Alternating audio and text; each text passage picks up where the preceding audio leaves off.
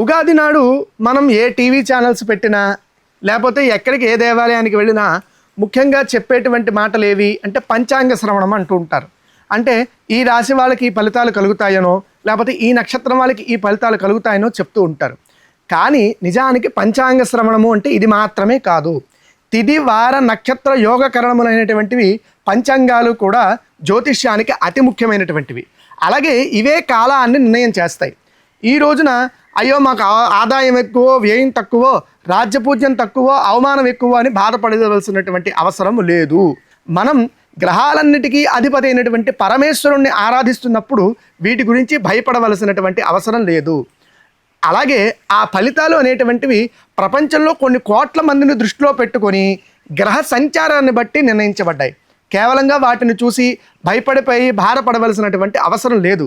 భగవంతుడు నాతోటే ఉన్నాడు, నా యందు ఆయన దయ చూపిస్తున్నాడు అనేటువంటి భావనతో ఎవరైతే ముందుకు సాగుతారో వారిని ఏ గ్రహగతులు ఏవి చేయలేవు. ఈ విషయాన్ని గుర్తుపెట్టుకోండి.